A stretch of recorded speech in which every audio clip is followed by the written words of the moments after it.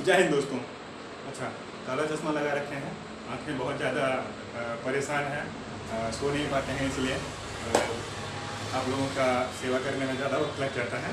तो बाबू जय हिंद। और हम आज शुरू करेंगे हिस्ट्री का। एक चैप्टर है, चैप्टर कह लीजिए या फिर आप कहानी कह लीजिए। हिस्ट्री जो है एक बहुत अच्छी कहानी है, इसको कहानी की तरह समझिएगा तो आप लोगों को समझ में आएगा कि ये तो एक कहानी है जो ज़िंदगी में गुजर रही है। आपको याद होगा कि आपके पिताजी कब आपको कौन सी गिफ्ट दिए हैं, वो याद तो जरूर होगा सबको। तो उसी तरीके से हमें ये भी याद रखना है कि हिस्ट्री जो हमारा इतिहास है, जो हमारे पूर्वज हैं, क्या हमारे पूर्वजों ने क्या किया हमारे लिए, कैसे किया हमारे लिए। ठीक है बाबू। तो हिस्ट्री में आज हम लोग मौर्य वंश के बारे में पढ़ेंगे। मौर्य वंश बहुत ही अच्छा, जो कि पूरा का पूरा हमको लगता है अफगानिस्तान से लेकर पूरा म्यांमार तक उनका राज्य था। अखंड भारत की नींव उन्होंने ही रखी हुई थी। तो हम लोग शुरू करते हैं। मौर्य वंश का संस्थापक कौन था? पहले हम लोगों को ये समझना है कि संस्थापक कौन था। मौर्य वंश बनाया किसने था? मौर्य वंश बाबू बनाया था चंद्रगुप्त मौर्य ने। ठीक है, मैं लिखते जाता हूँ, अगर किसी को प्रॉब्लम होगा तो वो लिख भी सकते हैं। मौर्य वंश के संस्थापक बाबू थे, वो थे आपके चंद्रगुप्त मौर्य। चंद्रगुप्त मौर्य, इनकी कहानी बहुत ही जबरदस्त है। इनकी कहानी जो है बहुत जबरदस्त है। इनका जन्म जो हुआ था 345 ईसा पूर्व। इनका जन्म जो हुआ था बाबू, वो जन्म आप लोग याद करते जाइए। कहानी है 345 ईसा पूर्व। आप ईसा पूर्व को BC लिख सकते हैं, बिफोर क्राइस्ट। ठीक है बाबू, 345 ईसा पूर्व। जब वो 10 साल के हुए ना, तो चाणक्य की नजर पड़ी। चाणक्य आप लोग जानते होंगे। चाणक्य बहुत अच्छी कहानी है वो, बस कहानी की तरह आप लोग सुनिए और समझने की कोशिश करिए। चाणक्य जो है, चाणक्य इनके मंत्री भी हुआ करते थे। हम आगे आएंगे, ये भी हम समझेंगे। इनका अलग भी नाम था, इनको कौटिल्य भी कहा जाता था। तक्षशिला विश्वविद्यालय की नींव इन्होंने रखी थी। अर्थशास्त्र नाम की पुस्तक, जितने भी अभी इकोनॉमिक्स हैं, अर्थशास्त्र, उनकी पुस्तक चाणक्य ने ही लिखी थी। अर्थशास्त्र नामक पुस्तक इन्होंने ही लिखी थी। ठीक है बाबू। तो चाणक्य के क्या क्या कहानी है, जब ये 10 साल के थे, कौन थे? चंद्रगुप्त मौर्य। तो चाणक्य की नजर पड़ी। क्या थे? चंद्रगुप्त मौर्य ना किसी गोपालक कहा जाता है, जो गाय को पालते हैं, उनके बंधक थे, उनके यहाँ काम किया करते थे। तो चंद्रगुप्त मौर्य ने उन्हें देखा और लगा कि नहीं, ये लड़का ना कर सकता है, ये लड़का ना पूरा अखंड भारत जो सपना मैं देख रहा हूँ, उसको पूरा, ये मेरा सपना पूरा कर सकता है। तो उन्होंने उसको उनसे छुड़ाया और अपने साथ ले गए, तैयार किया, बहुत अच्छे से तैयार किया उन्होंने। और क्या किया? चंद्रगुप्त मौर्य ने नंद साम्राज्य के, नंद वंश के, ठीक है, ऊपर से समझते हैं बाबू, ठीक है, नंद वंश के धनानंद पे, नंद वंश के धनानंद, राजा धनानंद महाराज हुआ करते थे उस टाइम पे, वो नंद वंश के थे। उन पे आक्रमण किया और जीत लिया। और जैसे ही जीता तो उन्होंने अपना मौर्य साम्राज्य स्थापित कर दिया, जिनका देखिए नाम ही है चंद्रगुप्त मौर्य। आप लोग देखते होंगे, मुकेश अंबानी है, रतन टाटा है, सब लोग अपने सरनेम से अपनी पूरी एम्पायर खड़ी कर रहे हैं। ठीक है बाबू। तो उसी तरीके से इन्होंने अपना मौर्य वंश की नींव रख दी। ठीक है, देखिए नॉर्मल समझना हमें है, किनको हरा दिया था? धनानंद को हरा दिया था। जन्म कब हुआ था? 345 ईसा पूर्व में। और एक चीज याद रखना है कि धनानंद को हराया कब था? धनानंद को हराया कब था? तो बाबू धनानंद को हराया था 298 ईसा पूर्व में। ठीक है, 298 ईसा पूर्व में धनानंद को हराया था। ठीक है, ओके। तो अभी हम लोग समझ रहे थे क्या? हम लोग समझ रहे थे अभी कि कब उन्होंने आक्रमण किया धनानंद पे। ठीक है, तो उन्होंने आक्रमण किया था 298 ईसा पूर्व में। ठीक है, ये मैं लिखा था, मैं मिटा दिया था, और थोड़ी डिस्टर्बेंस थी, नेटवर्क में प्रॉब्लम हो गया था, जिसके कारण से वीडियो रिकॉर्डिंग में दिक्कत हो गई थी बाबू। तो 298 ईसा पूर्व में इन्होंने आक्रमण किया। किस पे आक्रमण किया था? धनानंद पे, नंद वंश के धनानंद पे आक्रमण किया था। ठीक है, तो इसको हम मिटाते हैं, आगे बढ़ते हैं। इनकी एक पदवी थी। इनकी पदवी क्या थी? इनकी पदवी थी पियडंसन की। इनका पदवी जो था बाबा, इनका पदवी था पियडंसन। इन्हें पियडंसन भी कहा जाता था। इनकी पदवी जो थी वो थी आपकी पियडंसन की। इनके पूर्वाधिकारी लोग कंफ्यूज हो जाते हैं। पूर्वाधिकारी मतलब बाल बच्चा या दादा समझने लगते हैं, ऐसा कुछ है। पूर्वाधिकारी मतलब इस गद्दी पर इनसे पहले कौन बैठा था? तो धनानंद बैठा था। अभी आप लोग जाने, अभी सुने आप लोग ना कि धनानंद को हरा के वो उस राजगद्दी पर बैठे थे। तो उत्तराधिकारी कौन होगा? ऑफ कोर्स उनका बेटा। और उनका बेटा कौन? बिंदुसार। बिंदुसार के बारे में हम आगे समझेंगे, और बिंदुसार के बारे में हम आगे समझेंगे। ठीक है बाबू, ठीक है, तो आगे हम समझते हैं कि ये किस धर्म को मानते थे। चंद्रगुप्त मौर्य जैन धर्म को मानते थे। चंद्रगुप्त मौर्य जो है वो जैन धर्म को मानते थे, और हमारे बिंदुसार जो उनके पुत्र थे वो सांप्रदायिक धर्म को माना करते थे। ठीक है बाबू, सांप्रदायिक आजीवक संप्रदाय को माना करते थे, जो कि मतलब जो हम हैं बाप दादा हैं वही मान रहे हैं वो, तो वो आजीवक संप्रदाय को माना करते थे। और हमारे अशोक जो बिंदुसार के पुत्र थे वो बौद्ध धर्म अपना लिए थे, उसके बारे में हम आगे चर्चा करेंगे। ठीक है बाबू, इनकी पत्नी के बारे में बहुत ही अच्छा एक मतलब हंसी भी आती है सुन के, और मज़ा भी आता है कि हमारे पूर्वज भी थे ऐसे। इनकी पत्नी का नाम बाबू था, इनकी एक पत्नी थी जिनका नाम था दुर्धरा, और दूसरी पत्नी का नाम था हेलेना। दुर्धरा के बारे में इतिहास में कोई ज़्यादा जानकारी है नहीं, लेकिन हेलेना के बारे में जानकारी है। हेलेना कौन थी? तो हेलेना थी सेल्यूकस निकेटर की, सेल्यूकस निकेटर की बेटी थी। और सेल्यूकस निकेटर कौन था? तो ये सिकंदर का सेनापति, सिकंदर का सेनापति था। अच्छा बताइए, अब समझ में आ रहा है ना आप लोगों की? इनकी पत्नी जो थी किनकी? चंद्रगुप्त मौर्य की।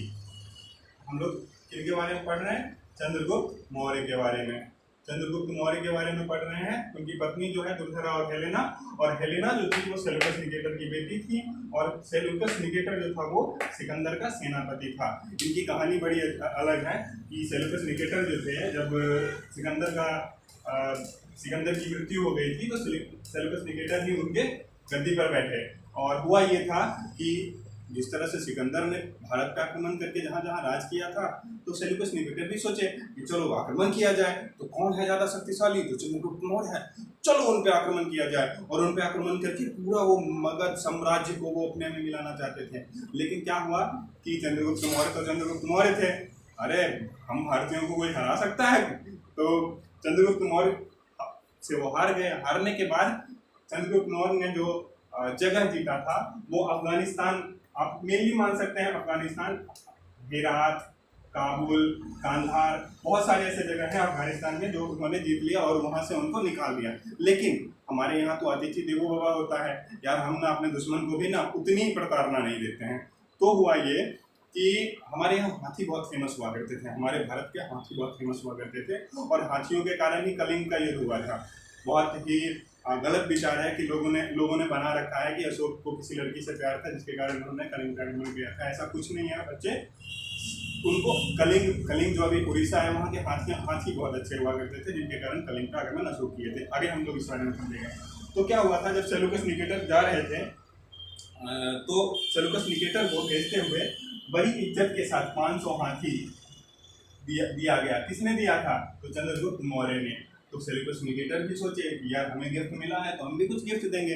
तो वो हेलेना से उनकी शादी करवा दी है, और अच्छा दामाद तो मिल गया ना, चंद्रगुप्त मौर्य दामाद मिल गया। ठीक है बाबू, तो आगे हम लोग समझते हैं कि सेल्यूकस निकेटर के बारे में हम लोग समझ गए हैं, चंद्रगुप्त के बारे में हम लोग समझ गए हैं, 500 हाथी दे दिया समझ गए हैं। राजधानी कहाँ थी? राजधानी बाबू पाटलिपुत्रा थी। पाटलिपुत्रा अभी पटना जो है हमारा, वहाँ राजधानी थी, और अभी का पटना है, और जन्म भी उनका पाटलिपुत्र में ही हुआ था। ठीक है बच्चे, तो आप लोग ये समझ लिए हैं, ये आप लोगों ने समझ लिया पत्नी के बारे में। बताइए उनकी मृत्यु, जो उनकी मृत्यु हुई थी कब हुई थी? मृत्यु कब हुई थी ये बता दीजिए आप लोग की मृत्यु जो है उनकी कब हुई थी? तो मृत्यु जो हुई थी 298 ईसा पूर्व में हुई थी। 298 ईसा पूर्व में उनकी मृत्यु हुई थी। और कहाँ हुई थी? तो श्रवण बेलगोला। क्या हुआ था? 298 ईसा पूर्व में इनकी मृत्यु हुई। और कहाँ हुई थी? तो श्रवण बेलगोला। श्रवण बेलगोला ये कहाँ है अभी? ये है अभी कर्नाटक, जिसको हम लोग कर्नाटक कहते हैं, कर्नाटका वहाँ है। और इनकी दफन जो है अभी वो श्रवण बेलगोला के चंद्रगिरी पर्वत पे। बहुत सारे लोग हैं जो वीडियो कर्नाटक से देख रहे हैं, उन्हें पता होगा कि चंद्रगिरी पर्वत पे इनको दफन किया गया। ठीक है बाबू, अब हम लोग समझते हैं कि नंद साम्राज्य पे इन्होंने आक्रमण कब किया था? नंद साम्राज्य पे इन्होंने आक्रमण किया था, जो घनानंद को हराया था वो 323 ईसा पूर्व में। 323 ईसा पूर्व में इन्होंने नंद वंश पर आक्रमण किया था। ठीक है बच्चे, ओके। आगे हम लोग तो इनकी मृत्यु 298 में हुई। कहाँ हुई? श्रवणबेलगोला में। इसके आगे जब ये इनकी मृत्यु हुई तो 298 में ही, 298 ईसा पूर्व में ही इनके पुत्र कौन थे? इनके पुत्र थे बिंदुसार। बिंदुसार राजगद्दी पर बैठे। कब बैठे बिंदुसार? 298 में इनकी मृत्यु भी हुई और 298 ईसा पूर्व में इनके बच्चे जो बिंदुसार हैं वो राजगद्दी पर बैठ गए। तो राजगद्दी पर जब ये बैठ गए, बिंदुसार के बारे में ज़्यादा इतिहास में लिखा नहीं गया है, लेकिन कुछ बातें हैं जो हमें समझनी है। तो क्या है बिंदुसार के बारे में? बिंदुसार के जब शासनकाल में थे तो सीरिया नरेश, सीरिया के जो राजा हुआ करते थे एंड्रुकस, जिन्हें एंड्रुकस क्या कहता है? बिंदुसार। अब आते हैं हम लोग बिंदुसार के बारे में, बिंदुसार के बारे में पढ़ते हैं। बिंदुसार के शासनकाल में सीरिया नरेश कौन होते थे? कौन थे बाबू? सीरिया नरेश थे एंड्रुकस। इन्होंने एक राजदूत को भेजा था इनके राज दरबार में। उनका नाम क्या था? डायमेकस। क्या नाम था बाबू? डायमेकस। किसको भेजा था? डायमेकस को। और इनके शासनकाल में दो विद्रोह हुए थे। एक विद्रोह तक्षशिला में हुआ था, एक विद्रोह कश्मीर में हुआ था। और कश्मीर में उन्होंने विद्रोह को दबाने के लिए पहले किसको भेजा था? पहले भेजा था अपने पुत्र सुसीम को भेजा, लेकिन सुसीम जो है वो उस लायक नहीं थे कि वो संभाल पाए थे विद्रोह। तो उन्होंने अशोक को भेजा और अशोक गए और अशोक ने मार काट के एकदम सबको बराबर कर दिया। दो ही ऐसे हैं युद्ध, कश्मीर का युद्ध और कलिंग का युद्ध, जिसमें पता चलता है कि अशोक जो है बहुत निर्दयी राजा हुआ करते थे, बहुत ज़्यादा निर्दयी हुआ करते थे। ठीक है बाबू, लेकिन उनका दिल पिघला कलिंग में, उसके बारे में हम आगे चर्चा करेंगे। क्या हुआ बिंदुसार के शासनकाल में? राजदूत कौन हुआ करता था? तो डायमेकस। लेकिन एक चीज आप लोग भूल गए कि अरे राजदूत तो बाबू आपका चंद्रगुप्त मौर्य के भी शासनकाल में कोई था, तो वो था मेगास्थनीज। चंद्रगुप्त मौर्य के शासनकाल में जो राजदूत था वो था मेगास्थनीज। ठीक है, ये कहाँ के थे? ये मिस्र के थे। और इन्होंने एक किताब भी लिखी थी जिसमें पूरे मौर्य वंश के बारे में है, वो थी इंडिका पुत्र। अभी दो ही ऐसे किताबें जिसके बारे में मौर्य वंश के बारे में बताया जाता है। एक मैंने अभी तो पहले बताया वीडियो में, अर्थशास्त्र लिखा था चाणक्य ने,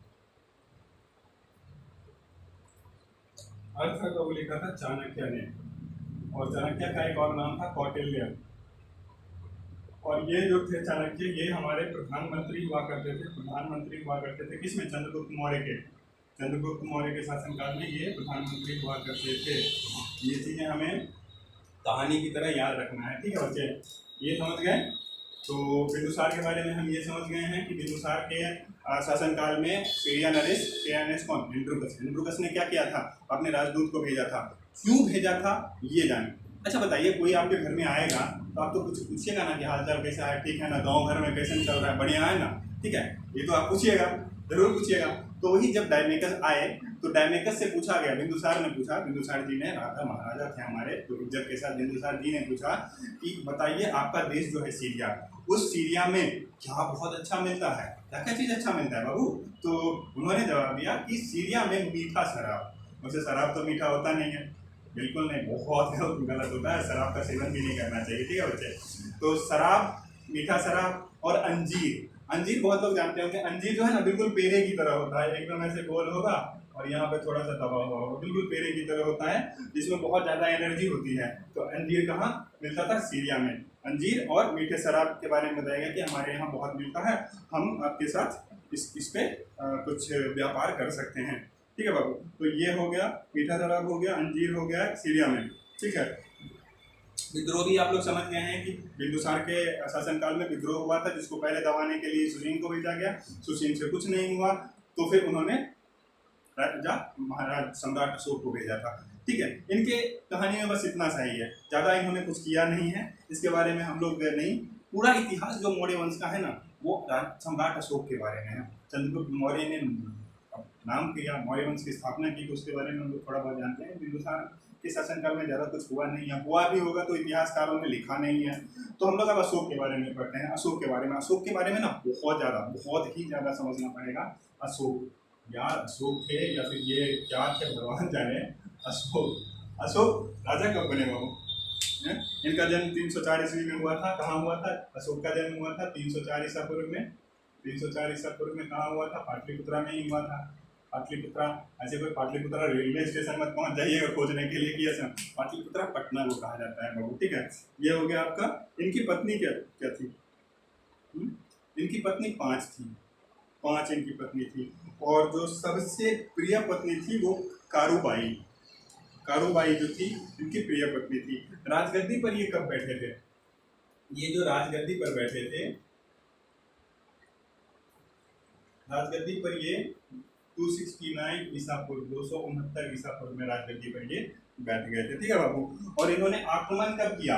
आक्रमण कहाँ? कलिंग पे। कलिंग पे आक्रमण किया था अपने शासनकाल के 8वें साल में, ठीक है, 8वें साल में। तो कलिंग पे आक्रमण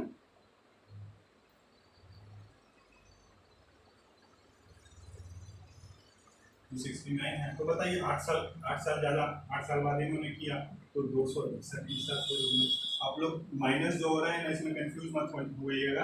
पहले का, ईसा मसीह के जन्म के पहले का बताया जा रहा है, तो भाई उनके पहले तो माइनस में 300 साल, 200 साल, 100 साल, फिर जन्म ईसा मसीह का, फिर हमारी ये कहानी शुरू होती है अलग से, जो कि हम लोग इंग्लिश कैलेंडर को जो फॉलो कर रहे हैं उसकी ये कहानी है, ठीक है ना बाबू। उस तरीके से ये बताया गया है, ठीक है ना। कलिंग के राजा उस समय कौन होते थे जब वो आक्रमण किए कलिंग पे? उनके राजा कौन थे बाबू? 261 ईसा पूर्व में क्या जो हुआ था, तो उनके राजा थे नंदराज। नंदराज, इन्होंने कलिंग को इतना धोया, इतना धोया, इतना धोया कि वहाँ की महिलाएं, बच्चे, सब लोग हथियार उठा के आ गए। और सम्राट अशोक रुकने वाले थे, उनको तो हाथियों के मोह में कह लो या लोभ में कह लो, वो तो पकड़ के काट दिया एक एक आदमी को। वहीं से इनका जो कहानी शुरू होता है कि ये बहुत बदल गए। जब देखे कि महिलाएं मरी हुई हैं, बच्चे मर रहे हैं, तो उनका दिल पूरा बदल गया। और दिल बदलने के बाद वो गए, वो आए, अपने घर आए होंगे, राजमहल में आए होंगे, तो उनका दिल जब बदला तो वो क्या देखते हैं कि उनके भतीजे, और भतीजे जो हैं उनका नाम निग्रोध था, ठीक है। अशोक का भतीजा जो था उसका नाम था निग्रोध। निग्रोध को वो देख के देखते हैं कि अरे यार ये लड़का तो बड़ा शांत रहता है, आखिर क्या बात है। तो वो गए निग्रोध के पास, बोलते हैं कि बेटे ऐसा क्या है तुम में, ऐसा तुम क्या करते हो, ऐसा तुम क्या कर रहे हो कि जिसके कारण तुम ना बहुत शांत रहते हो, मतलब बाहरी दुनिया में कितना भी झंझट हो रहा है ना, तुम शांत रहते हो। तो निग्रोध ने बताया कि चाचा हम ना बौद्ध धर्म के बारे में जानल बानी, मुझे भोजपुरी नहीं आती है, मैं ट्राई कर रहा हूँ कि बौद्ध धर्म के बारे में हम जानते हैं। और मैंने बौद्ध धर्म अपना लिया है जिसमें 3 उसके त्रिरत्न हैं, बौद्ध धर्म और क्या होता है, बौद्ध धर्म और संघ कहा जाता है, बौद्ध धर्म और संघ, ठीक है। तो भतीजा निग्रोध, आपसे क्वेश्चन पूछा जा सकता है कि अशोक को बौद्ध धर्म अपनाने की प्रेरणा कहाँ से मिली?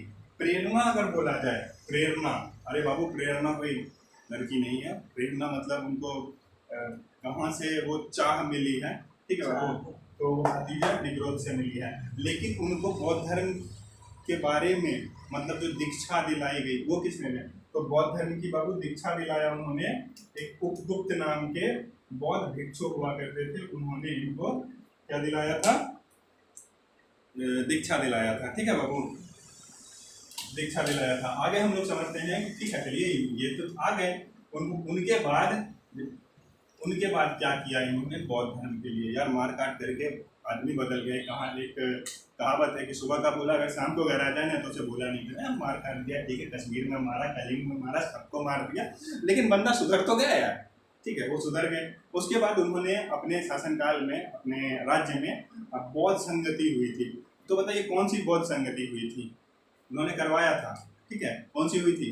सोचिए, अरे सोचिए बाबू, तीसरी बौद्ध संगति, ठीक है, तीसरी बौद्ध संगति। आपसे पूछा जा सकता है कि तीसरी बौद्ध संगति कहाँ हुई थी, ठीक है बाबू, आपसे पूछा जा सकता है कि तीसरी बौद्ध संगति कहाँ हुई थी? तो पाटलिपुत्रा में। कहाँ? पाटलिपुत्रा में। यार कुछ भी हम पार्टी वार्टी करेंगे तो वो कहाँ करेंगे? घरे में ना करेंगे, तो पाटलिपुत्रा हमारी राजधानी है, यहाँ हमारा राजमहल है, तो वहीं करेंगे। अब बताइए कि जब मेरे पास खुद बहुत बड़ा घर है तो मैं क्यों होटल में जाके पार्टी करूँ? अरे मम्मी पापा से डर के करते होंगे आप लोग, लेकिन ऐसा नहीं है, घर वाले हैं तो करना है पार्टी, ठीक है। ठीक है बाबू, आगे हम लोग समझते हैं इसके बारे में। ये हो गया, आप लोग समझ गए हैं। और एक चीज और बताइए, क्या ये धार्मिक रूप से ठीक है? कुछ लोग ऐसे हैं हमारे दुनिया में जो कि हिंदू हैं तो मुस्लिमों से नफरत करते हैं, मुस्लिम हैं तो हिंदुओं से नफरत करते हैं। हमारे देश में खासकर इंडिया में ऐसा ही चल रहा है कि हिंदू है तो मुस्लिम से नफरत करो, मुस्लिम हो तो हिंदू से नफरत करो, जबकि ये बहुत ही गलत बात है। तो क्या बौद्ध जो आपके सम्राट अशोक थे, क्या वो भी ऐसे थे? नहीं बाबू, बिल्कुल ऐसे नहीं थे। आप गया में, जहानाबाद या गया के बीच में बराबर की गुफाएं हैं, ठीक है, बराबर की गुफाएं, बराबर की गुफाएं इन्होंने बनवाया था। किन्होंने बनवाया था? सम्राट अशोक ने। सम्राट अशोक ने बराबर की गुफाएं बनवाई थी। इसमें आपके बराबर की गुफाएं बनाई थी, किसके लिए बनवाई थी इन्होंने बराबर की गुफाएं? तो आजीवक संप्रदाय को जो मानते थे, मतलब अपना अपना धर्म मानो, अपना अपना धर्म मानो बाबू, उनको किसी से कोई मतलब नहीं था। खुद वो बौद्ध धर्म अपना के वो शांत हो गए, समझ गए कि नहीं ये मार काट में दुनिया नहीं है यार, अच्छे से बसने। उन्होंने क्या किया, जब वो बराबर की गुफाएं बनाए थे सम्राट अशोक ने, तो वो क्या किया, उन्होंने दान दे दिया किसको? आजीवक संप्रदाय को। ये हम लोग समझ गए हैं, ठीक है। आगे हम लोग समझते हैं कि अभिलेख, अभिलेख अभिलेख के बारे में समझते हैं, क्योंकि सम्राट अशोक का अभिलेख, बहुत अभिलेख मिले हैं। अभिलेख जो है सम्राट अशोक के, वो 3 तरीके से हैं, 3 तरीके। पहला अभिषेक जो है उनका शिलालेख है।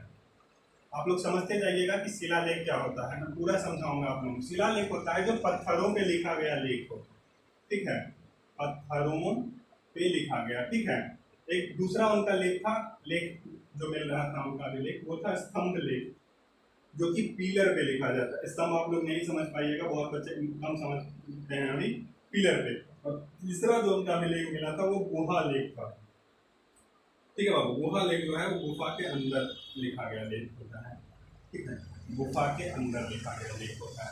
अच्छा बताइए, इनको ये लेख लिखने की, अभिलेख लिखने की प्रेरणा कहाँ से मिली?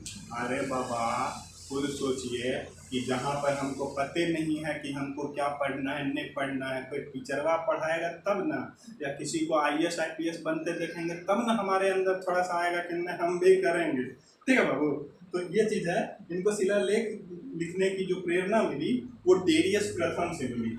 और डेरियस प्रथम किससे मिली है? इनकी जो प्रेरणा मिली थी वो डेरियस प्रथम से मिली। डेरियस प्रथम कहाँ का था? डेरियस प्रथम कहाँ का था बाबू? डेरियस प्रथम था ईरान का, ईरान का था और हकमनी वंश का था,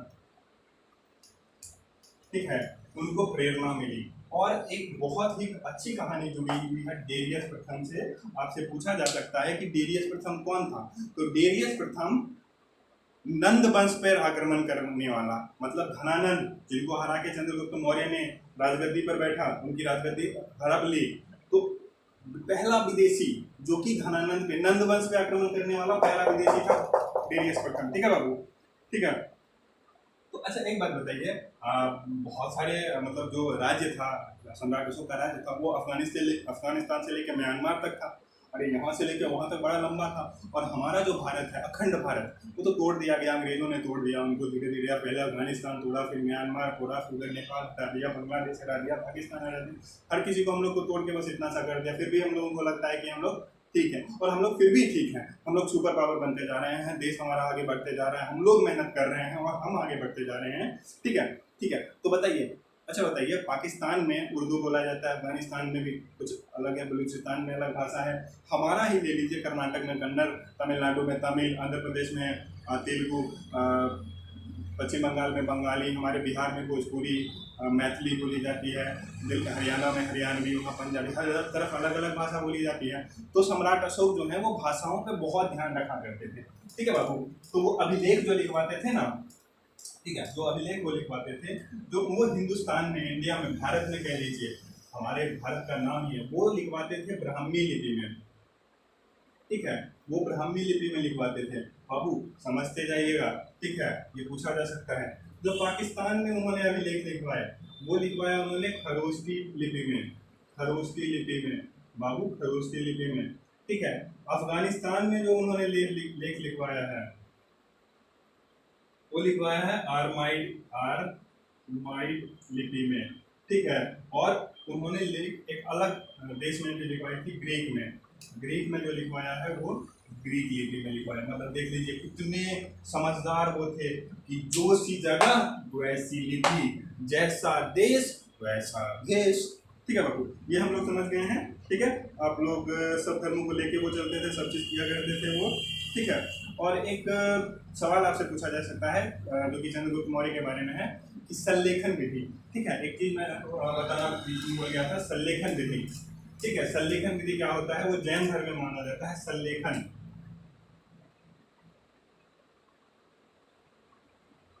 सल्लेखन विधि, सल्लेखन विधि होता है कि उपवास के द्वारा, मतलब फास्टिंग करके अपने आप को मार लेना।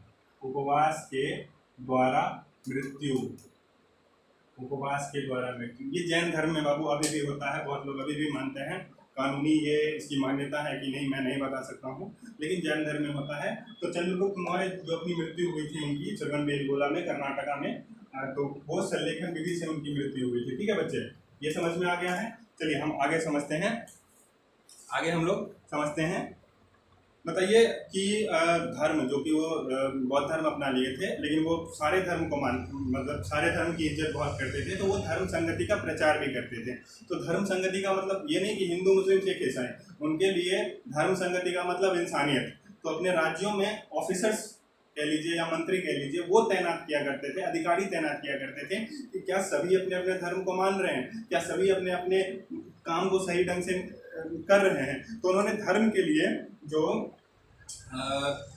जो मंत्री कि सारे अपने अपने धर्म को सही से मान रहे हैं, तो वो क्या एक मंत्री नियुक्त किया था, धम्म महामात्य।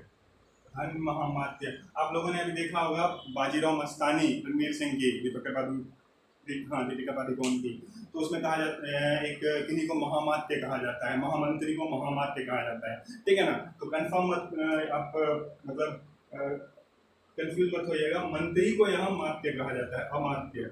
अमात्य जो है वो मंत्री को कहा जाता है। ठीक है बाबू, तो धर्म के लिए उन्होंने कौन से ऑफिसर को किया था, मंत्री को, धम्म महामात्य को।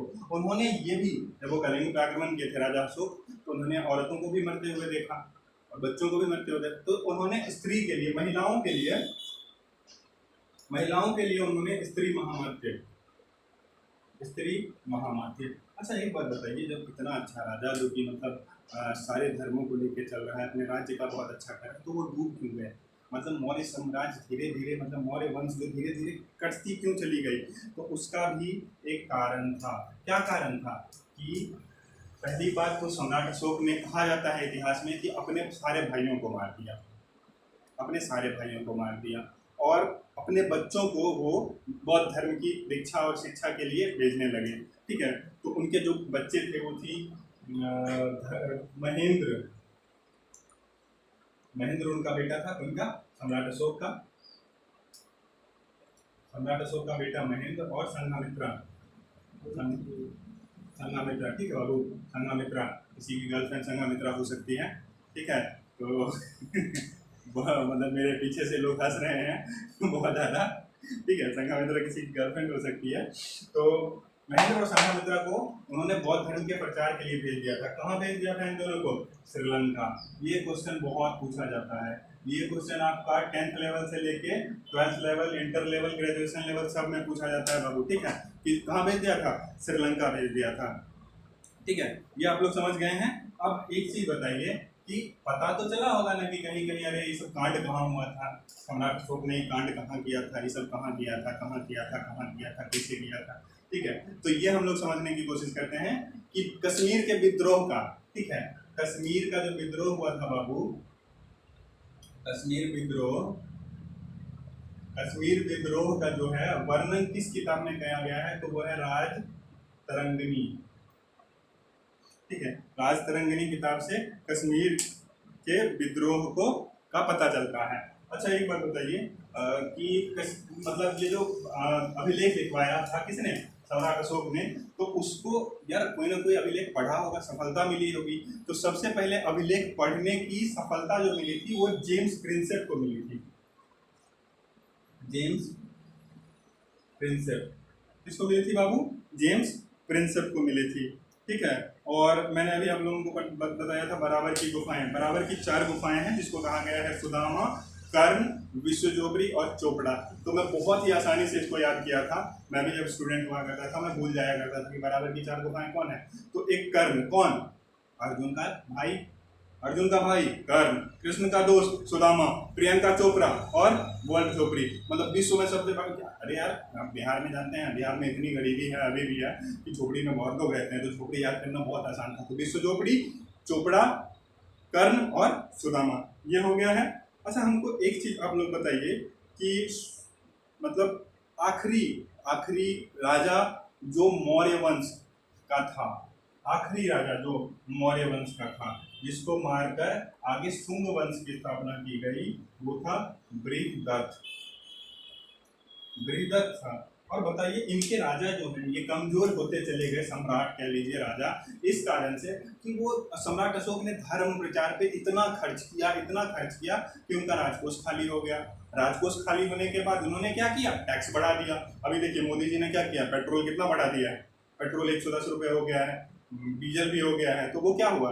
अच्छा, ये भी हम आगे समझेंगे। मैं अभी हिस्ट्री में आपको बता दूंगा, हिस्ट्री के क्लास में बता दूंगा कि मोदी जी ने क्यों मतलब हमारा जो पेट्रोल है, पेट्रोल की रेट बढ़ा दिया है और जो है आपका डीजल का रेट बढ़ा दिया है। पहले हम जान लेते हैं इसके बारे में, जो हम इतिहास मौर्य वंश के बारे में समझ रहे हैं उसके बारे में, ठीक है बाबू।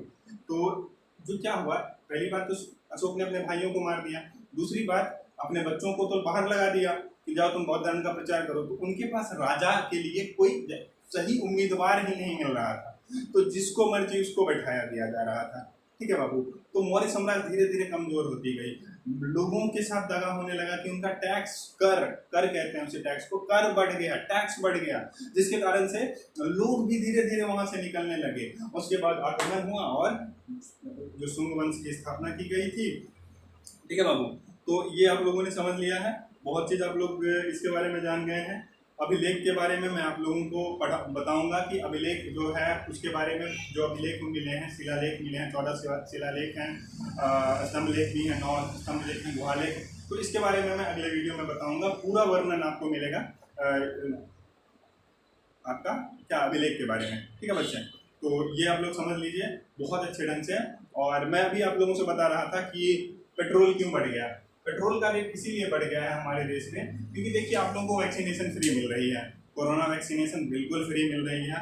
आप लोग जाइए, वैक्सीन जिन्होंने वैक्सीन नहीं लिया है ले लीजिए वैक्सीन जाके, बिल्कुल सही है वैक्सीन, इसमें आपका कोई दिक्कत नहीं है। मैं खुद डबल डोज ले चुका हूँ और बहुत सही फील कर रहा हूँ, बहुत एकदम देख लीजिए मैं फिट हूँ बिल्कुल सर। कोई ऐसा किसी को लग रहा है कि मतलब वैक्सीन लेने के बाद, ऐसा प्रचार मेरे गांव में भी हुआ था कि वैक्सीन लेने के बाद मौत हो जाती है, जिसके कारण मेरे माँ बाप नहीं ले रहे थे, तो मैंने समझाया अपने माँ बाप को लीजिए, और लिए हैं, हर कोई लिए हैं, ठीक है। कोरोना वैक्सीन बढ़िया से चल रहा है अभी।